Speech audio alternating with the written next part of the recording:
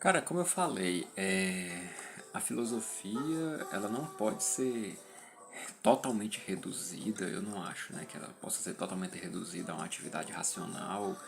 E eu acho que a motivação dela nem sempre é racional. Isso não estou dizendo que é uma motivação ruim, mas é uma motivação da vontade, né? É espiritual, mas não é necessariamente racional. O espiritual, eu acho que não se esgota no racional, né? Então, acho que a filosofia é uma atividade espiritual não totalmente racional, mas eu acho que o que ocupa a maior parte da atividade filosófica é o racional. Então, o racional é algo forte na filosofia, né? Então, assim, eu acho que o filósofo, para usar um exemplo que eu já ouvi, né? O filósofo pode dançar? Pode. Ele está filosofando enquanto ele tá dançando? Pode ser que sim. Agora, dançar é filosofar? É uma forma de filosofia? Cara, talvez se o cara dançar de uma forma filosófica, pode ser, mas assim, se você disser que dançar é uma forma de filosofar, você pode dizer que cozinhar é uma forma de filosofar, saltar de paraquedas é uma forma de filosofar, sei lá, cavar o chão é uma forma de filosofar, derrubar a parede é uma forma de filosofar. Então qualquer coisa é filosofia e aí a palavra ela se esvazia de sentido, né? Ela vira tudo e vira nada, né?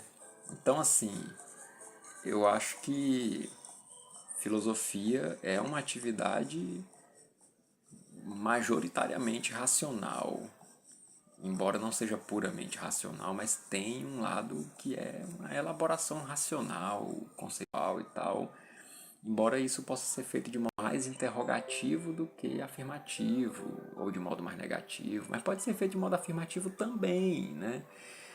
Então, assim, eu acho que a filosofia tem esse lado racional muito forte, né? E tem uma relação com a totalidade, né? A filosofia ela está aberta a tudo, então ela pode discutir tudo, pode relacionar tudo com tudo, né? Uma coisa que às vezes está muito distante de outra, ela acaba relacionando.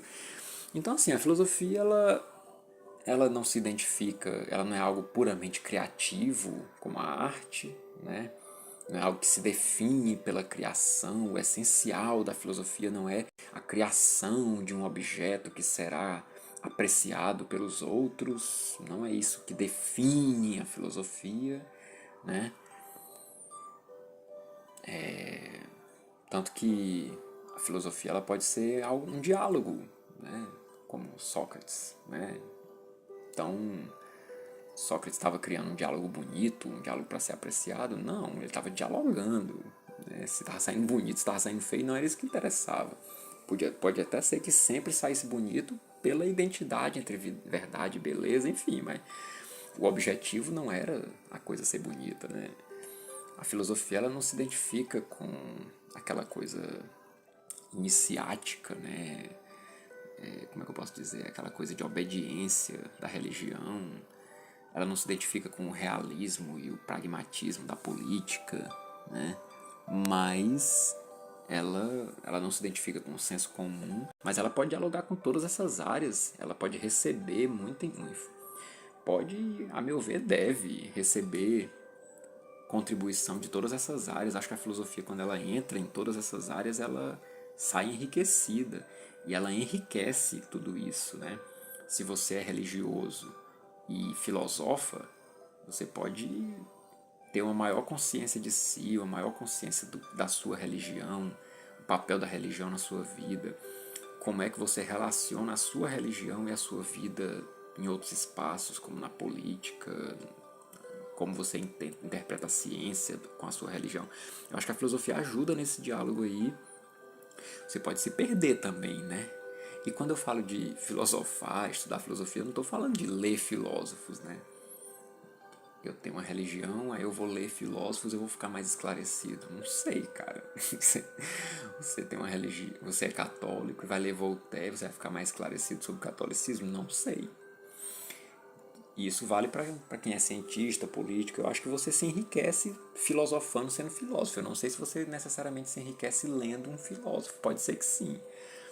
Mas Só se você lê ele filosoficamente, né? Se você realmente não precisa ser filósofo, mas se você lê numa postura filosófica, né? Refletindo junto com, pensando junto com o cara, como se diz, né?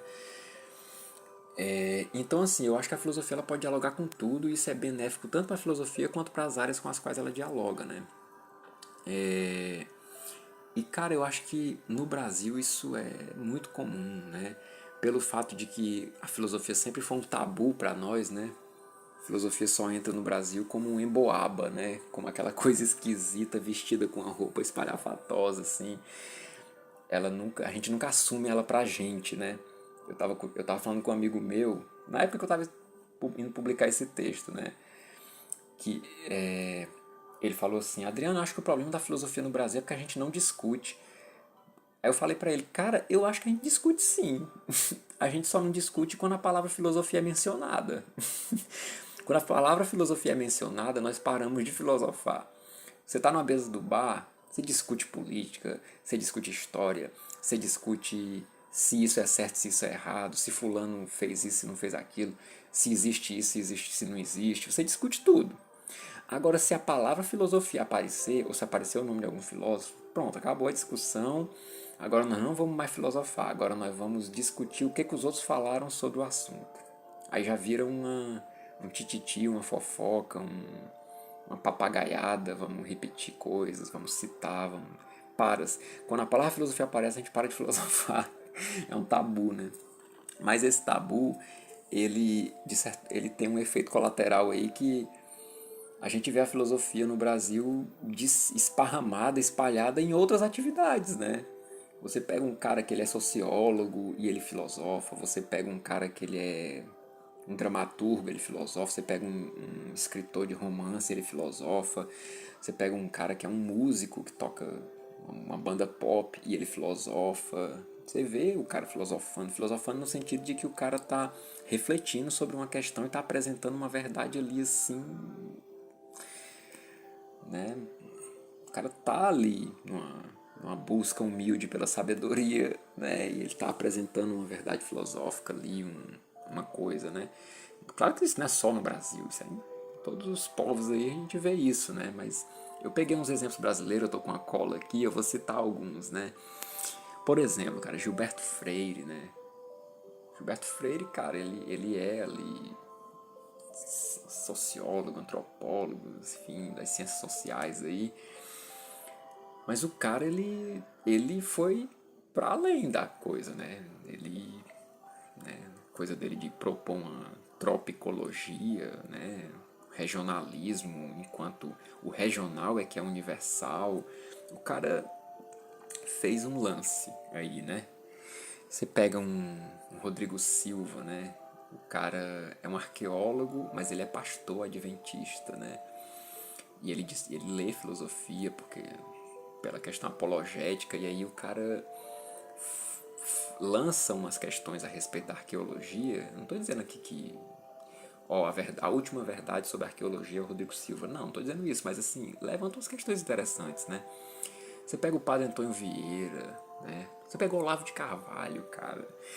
O Olavo de Carvalho com aquela coisa dele de falar que as confissões de Santo Agostinho são um modelo para você começar a filosofar. Ou quando ele fala que você deve interpretar não que as universidades criaram Santo Tomás de Aquino, Ockham, Duns Scoto e tal, não. Essa tradição ela vem da tradição católica cristã medieval e entrou na universidade e explodiu ali do mesmo jeito que na arquitetura entrou com a arquitetura gótica e tal.